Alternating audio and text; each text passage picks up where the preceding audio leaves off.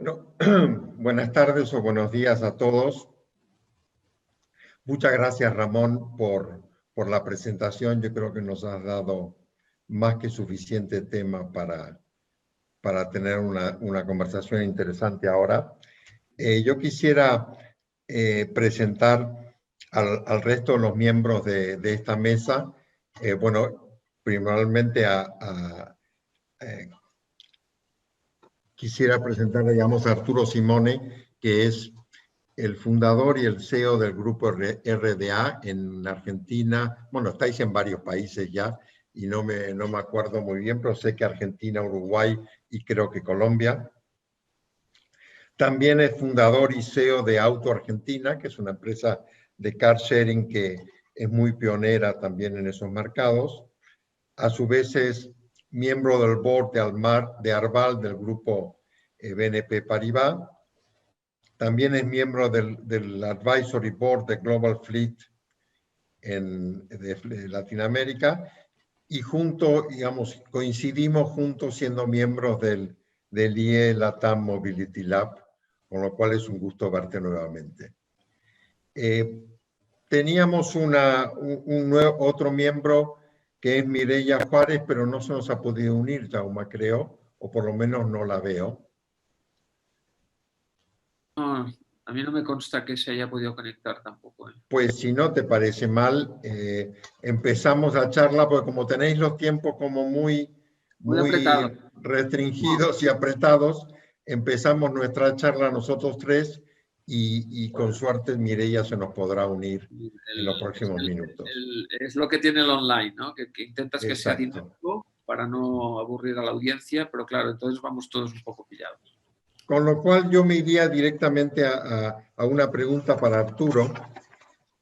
Arturo, bueno, al margen de que tú eres mi héroe emprendedor, porque la cantidad de negocios y empresas que has creado, pero bueno, el tema del car sharing desde un punto de vista como servicio para las flotas corporativas, ¿en qué medida tiene una penetración y cómo se puede trabajar para que eso sea otro complemento más? ¿Qué tal? Bueno, ¿qué tal, Jaume, José Luis? Un gusto verlos de vuelta, aunque sea medio virtual. Y bueno, Ramón, muy interesante tu presentación. Gracias. Estoy convencido que esos cambios se han acelerado.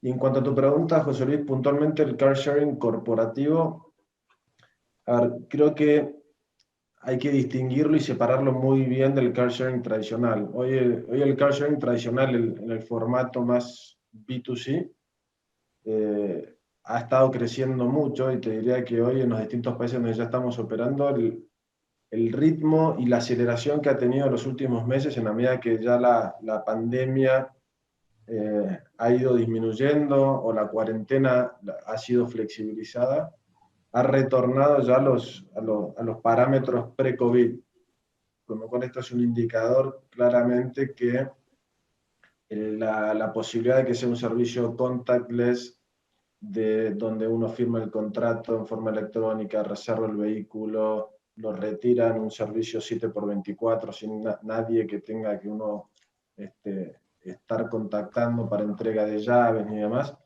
eso ha permitido un fuerte crecimiento en el negocio B2C. Ahora, cuando hablamos ya del car sharing corporativo en su formato B2B, todavía creo que en Latinoamérica al menos, todavía está muy verde. Creo que es un campo y una arena muy fértil para poder trabajarlo. Creo que todavía no hay un negocio armado y sólido. Hay mucho ride hailing corporativo, pero el ride hailing corporativo está dedicado más que nada al commute, ¿no? A lo que es de mi casa al trabajo y del trabajo a mi casa. No es un verdadero car sharing. Y yo distinguiría, y dentro de este terreno fértil para poder desarrollar un car sharing corporativo, distinguiría por un lado a lo que se refiere específicamente el autofunción del autobeneficio. El autobeneficio no creo que sea un terreno tan interesante para el car sharing corporativo, porque justamente va a seguir siendo commute, ¿no? El auto-beneficio es el auto de aquel gerente o director que es utilizado, y el car sharing en ese caso puede llegar a resolver alguna problemática, pero más relacionado como si fuese un auto sustituto. Con lo cual, y segmentando un poco el mercado, el car sharing corporativo para la autofunción es ahí donde creo yo que va a ser mucho más exitoso. Más aún si empezamos a combinar, y yo creo que ahí la arena donde hay que explorar más, son aquellos negocios donde las empresas pueden tener sinergias entre las propias compañías, digamos, ¿no? Para que un vehículo que hoy está haciendo un determinado servicio para el cliente a la mañana, a la tarde, ese mismo vehículo está haciendo otro servicio para el cliente B. Creo que ahí es donde hay mucho margen para crecer. De vuelta, las empresas en esta parte del mundo, en la TAM, todavía no lo han entendido como una oportunidad. Nosotros, las compañías, todavía no nos hemos preparado para ese desafío. Así que siguen habiendo oportunidades y creo que ahí es el terreno para explorar en el corto plazo. Muy bien, pues muchas gracias, Arturo. Creo que se nos ha podido unir Mireya. ¿Estás ahí, Mireya? Buenos días, ¿qué tal? Mucho gusto. Buenos días. Bueno, pues Buenos días, perdón. nada, no te preocupes. Quizás por hacer una pequeña introducción, Mireya Juárez es la CEO de Arrend Leasing desde hace 15 años. También ha sido CFO de Citibank durante otros 14 años y es presidenta de la Asociación de Leasing de Guatemala, y tengo el gusto de decir que también es miembro del IE Latam Mobility Lab, con lo cual bienvenida, Mireya, Muchas a gracias. nuestra charla. Gracias, Y José con Luis. eso voy directamente a hacerte una pregunta, es decir, ¿en qué medida en Latinoamérica, qué diferentes prácticas de movilidad son las que han tenido mayor implantación? Y te junto con otra pregunta, ¿y en qué medida es uniforme en en los diferentes países de Centroamérica? Bueno, mira, la verdad es de que el transporte público es bien variado en toda Centroamérica, ¿verdad? Es diferente estar hablando de los países del norte, como se le dice, Centroamérica del norte, que está Guatemala, El Salvador, Honduras y Nicaragua, a la movilidad que tal vez ya existe en los países como Costa Rica y Panamá, principalmente, ¿verdad? Hablando de Centroamérica, porque ahí pues definitivamente lo que es el transporte público son dos mundos diferentes, ¿verdad? Mientras que aquí en estos 4 países la escasez de movilidad por el transporte público es bastante alto. En los otros 2 países pues definitivamente hay más opciones de movilidad y por lo tanto pues también hay mucho mayores oportunidades como países como Costa Rica, donde ya hay vehículos eléctricos, ¿verdad? Y también pues muchas calles para poder utilizar bicicletas y motocicletas eléctricas. O sea, sí estamos viviendo un poquito diferente en cuanto a lo que son los otros países, pues definitivamente la movilidad se da básicamente por los vehículos y motocicletas, ¿verdad? Motocicletas es bastante alto la cantidad y más ahora en este confinamiento que vimos un incremento pero increíble de lo que es el uso de la motocicleta, dado pues que tampoco el transporte público está funcionando, entonces pues eso ha incrementado muchísimo. La verdad es de que orientarnos a eléctrico pues sería bastante bueno. En todos estos países pues no estamos hablando que no tenemos, digamos, por ejemplo, movilidades como un subway, ¿verdad? Digamos, un subterráneo o algo por el estilo. Entonces, definitivamente es algo que cuesta bastante. Ahora, en los otros países desarrollados, pues definitivamente el tener movilidad de transmetros, ¿verdad? De subterráneos, pues definitivamente eso es algo bastante bueno, pero en todos los países que no contamos con esto, pues definitivamente casi que se vuelve un bien que cada miembro de la familia lo tiene que estar prácticamente utilizando, ¿verdad? Entonces se vuelve bastante importante el hecho de tener vehículo, ya prácticamente no es un lujo, es una necesidad dado la falta de movilización que se tiene, ¿verdad? Así es más o menos como nosotros vemos lo que es la movilización. Pues nada, muchas gracias, Mireya. Pues Ramón, una de las cosas que comentabas era el papel, cómo ha crecido el papel del gestor de movilidad dentro de las empresas. Ahora, en tu experiencia, ese ideal que nos has descrito tú y que se ha comentado en esta conferencia en más de una ocasión, ¿en qué medida ves que está pasando? Sinceramente, es más una expectativa que una realidad. Lo que veo es que toda la gente dice, somos conscientes de que como gestores tenemos que controlar la movilidad que se nos escapa, la movilidad, lo que hablábamos, en taxi, en medios, tal, pero hasta ahora no hay y no ayuda el que no hay aplicaciones que lo aglutinen. Un ejemplo, por ejemplo, muy claro es cuando una compañía de renting quiere coger un vehículo híbrido enchufable y muchas veces se encuentra con que la compañía de renting le hace el vehículo y le pone en contacto con la compañía eléctrica, pero no gestiona el punto de carga y el vehículo, ¿no? Entonces el gestor de flota tiene un poco que hoy en día buscarse la vida. Algunas compañías de leasing operativo de renting ya empiezan a interesarse por ese servicio, pero todavía es una actividad que tiene que realizar el gestor de flota. Y es de las pocas cosas en las que está empezando el gestor de flota a hacer. En algunos casos el gestor de flota tiene dos gorros, tiene el gorro de yo llevo los viajes de la empresa y llevo el gorro de gestor de flota, pero lo actúa como dos mundos diferentes, sin conciliar los dos. Y es la tarea en la que tienen que empezar, es decir, ¿dónde puedo conciliar las necesidades del vehículo y adicionales, por ejemplo, un punto de recarga, los viajes que son fácilmente gestionables, porque los viajes de una empresa en general se gestionan a través de una agencia de viajes que te sacan los billetes de tren, de avión, etcétera? El siguiente paso sería, voy a incorporar a mi gestión la gestión de los alquileres a corto plazo, Avis, Rentacar, Eurocar, etcétera, los alquileres, y poco a poco ir extendiéndose, ¿no?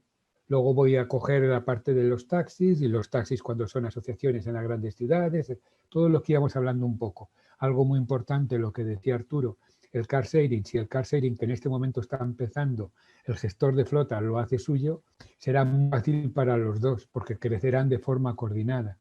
Entonces yo creo que lo que está pasando faltando es una operativa, una dinámica de cuál es el manual en el que tengo que empezar, ¿no?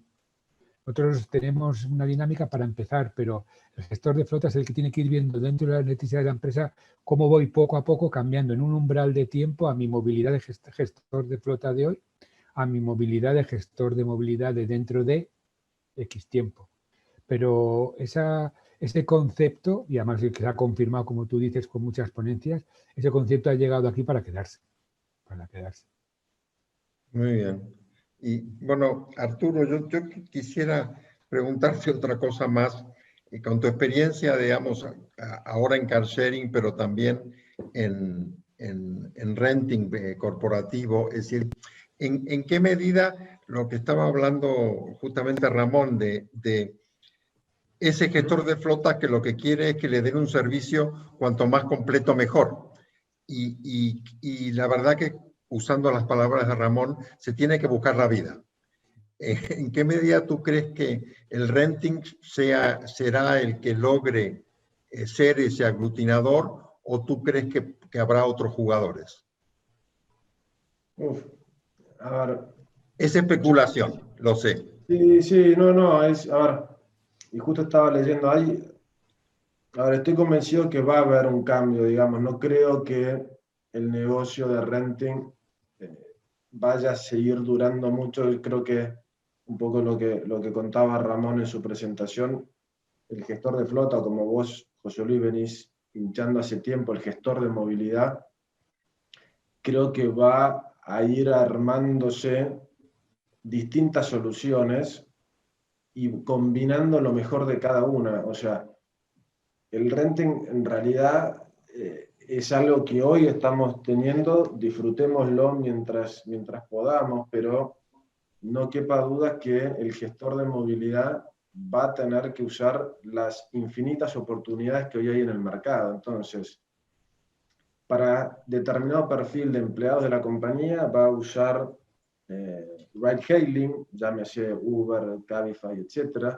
Para determinado segmento va a usar el sharing corporativo, para otro segmento usará otra modalidad, en algunos casos hará sistemas de membresía, en otros casos pagará exclusivamente por los minutos que utilice, si es una empresa una empresa de transporte de residuos, y bueno, solamente utilizan el camión de transporte de residuos 2 horas por día, con lo cual tiene sentido tener una inmovilización de activos tan grande, una empresa que trabaja, una cementera, una utility, digamos, cada empresa y cada gestor de movilidad va a ir armando eso. Entonces, la habilidad que tenemos nosotros como compañía que debemos dar servicio a los fleet managers o los gerentes de movilidad es ver cómo integramos todas estas pequeños formatos de movilidad y darle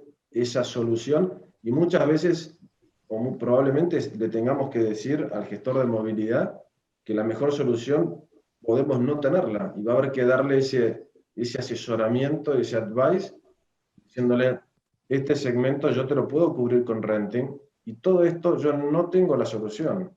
Y recomendarle que la mejor ecuación de costo-beneficio para mover a los vendedores de mi compañía no sea a través del renting. Entonces, los escenarios han cambiado. Eso, una pavada, un grito a voces que ya todos sabemos. Y ahora es empezar a leer el mercado, cómo se va a mover, cuáles van a ser las nuevas soluciones. Hay nuevas apps y nuevas estructuras y nuevas plataformas creándose a pasos agigantados y hay que ir aprendiendo. Es un trabajo que no para y que cambia semana tras semana. Yo al hilo de lo que dice Arturo, y coincido contigo, creo que igual que tú ayer decías, José Luis, hace 30 años, cuando el renting apenas no existía, el gestor de flotas compraba vehículos y ya. Y luego el renting fue cogiendo todos esos servicios. El renting puede evolucionar a convertirse en un integrador de servicios de movilidad o puede limitarse a ser el proveedor de servicios de movilidad a través de un vehículo corporativo, ¿no? Como alternativa a la compra. Y puede que aparezcan brokers que lo que hagan es decir, integro todos los servicios y soy el intermediario con el renting, con la agencia de viajes, etcétera, etcétera, etcétera, ¿no? Pero creo que todavía falta bastante para eso, creo. Sí, bueno, pero cada mercado es diferente. Mireia, en mercados como los que tú trabajas y tú manejas, que en muchos sentidos son mercados más pequeños, ¿no? De alguna forma comparado con lo que estamos viendo de un México, un Brasil, hasta una Argentina. Es decir, ¿estás viendo los mismos movimientos en cuanto a la función, en cuanto a la cantidad de servicios, el aglutinar, o ves una realidad diferente? Bueno, mira, es bastante similar, ¿verdad? En una dimensión más pequeña, pero la verdad es de que recordemos de que la influencia que hay de las grandes empresas también, ¿verdad? Eso hace que, pues, por supuesto, estén solicitando asuntos muy parecidos a lo que ellos están manejando en Europa o en los Estados Unidos o en los países ya mucho más desarrollados. Entonces, la verdad es de que, pues, nosotros como ARREN que hemos tenido que hacer una alianza con uno de los jugadores más grandes del mundo, que es ALD, pues entonces tenemos que estar prácticamente aprendiendo, ¿verdad? Para poderlo llegar a aplicar aquí en nuestros países, que a pesar de que están en pleno desarrollo, están una combinación de empresas que definitivamente están solicitando los mismos servicios de otros países aquí en Centroamérica. Entonces, al final, pues es una mezcla de situaciones, porque luego, después, hay cosas que tal vez probablemente no se van a estar implementando plenamente en Centroamérica, pero hay cosas que en su mayoría sí se pueden hacer. El asunto, por ejemplo, como lo que estamos ahora teniendo, de que muchas solicitudes acerca de lo que son vehículos eléctricos, pues en Costa Rica se podrá hacer y muy poco tal vez en Panamá, pero en los otros países todavía eso no es posible porque no están todas las cuestiones ya previstas para poderlo llegar a hacer, ¿verdad? Pero digamos, ya los asuntos de incluir como parte de nuestro leasing los otros servicios como servicio preventivo, correctivo, llantas, gasolina, el GPS, tener un GPS también que sea mucho más fuerte, todo eso pues definitivamente lo tenemos que estar implementando porque estamos como que en la corriente, ¿verdad? Definitivamente el llegarlo a hacer una empresa, pues crea como que una punta de lanza y eso es lo que precisamente es, pues, por qué mantenerse, ¿verdad?, al corriente de todo lo que está sucediendo en otros países para poderlo llegar a aplicar aquí en Centroamérica. En una menor dimensión, por supuesto, pero está viniendo, ¿verdad? Muy bien, gracias. Jaume, ¿tenemos 2 minutos más? Pues Sí, yo lo que quisiera aprovechar ya no es pregunta, es a los tres, tanto a Arturo como a Ramón y a Mireia, es decir, como el minuto final, ¿hay algo que querías comentar quizás en este tipo de mesa que te quedaste con las ganas de poder decirlo? Pues yo creo que eso, a mí la verdad que me pasa muchas veces en mesas que se me ocurre la frase inteligente una vez que cerramos. Pero si queréis comentar alguna cosa más, medio minuto cada uno, el que quiera comenzar. Las damas primero, siempre. Exactamente.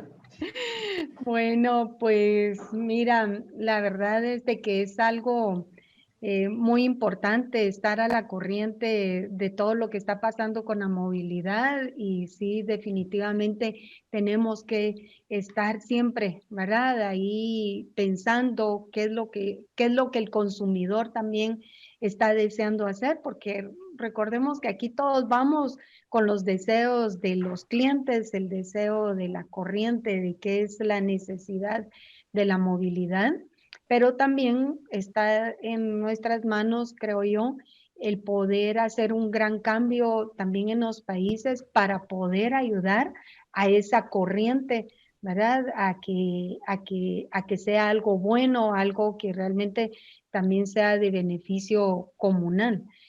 ¿Cómo poder hacerlo? Pues definitivamente ayudando también en promover algunas leyes, promover algunas cuestiones donde la infraestructura también ayude, ¿verdad? A Muy promover bien. todos estos asuntos. Arturo, Ramón. Ramón. Sí, no, yo coincido con Mireia. Creo que es muy importante el hacer el cambio de forma continua, sin desfallecer, poco a poco. Lo que ella decía hacia el cliente, el gestor de flotas tiene que entenderlo hacia su cliente interno, que además es doble. Por una parte es el usuario de los vehículos y por otra parte es la propia empresa, ¿no? Y el conseguir conciliar esos dos objetivos, esos dos necesidades que tiene que hacer el gestor de flotas, haciéndolo continuado, como dice Mireia, sin desfallecer, será lo que le lleve al éxito. Y muy importante, lo que puede ser un factor acelerador es precisamente eso que comentabas, los cambios normativos en la legislación, sobre todo en materia medioambiental. A ver, Y yo, ahora, José Luis, mi único comentario para agregar, y coincido con lo que dicen el resto. A ver, creo que cada vez tenemos clientes más exigentes, clientes que miran empresas que sean amigables con el medio ambiente, buscan cómo hacer un mejor uso de economías colaborativas, buscan una eficiencia, un buen asesoramiento y en definitiva, vuelvo al tema, es un gestor de movilidad cada vez más preocupado por todos estos factores en la búsqueda de mayor eficiencia, mejores costos y herramientas tecnológicas que en definitiva combinen absolutamente todos estos factores que estamos diciendo. La combinación de eso con un buen soporte tecnológico va a ser lo único que empresas como nosotros nos permitan estar en el long run, como dirían los americanos. Así que es un desafío enorme y bueno, hay que estar preparados para eso y a la altura de la calidad que demandan los clientes. Pues muchas gracias a los tres. Yo, si me permite, Jaume, 30 segundos para mí también. Como ya, por lo menos por mi parte, estoy llegando al final de esta conferencia, quería hacer un ruego hacia IAFA. Es decir, a mí me encanta el que podamos estar de varios mercados juntos cruzando experiencias al mismo tiempo. Cuando volvamos a tener vuestros congresos IAFA nacionales, que me encantará porque después se come muy bien, lo que sugeriría y me atrevo a sugerir es no perdáis el tener además un evento LATAM virtual. Creo que la riqueza de la mezcla es bueno para todos. Y con eso ya agradezco a la organización y a Ramón, Mireia y Arturo. Muchísimas gracias por haber compartido con nosotros esto.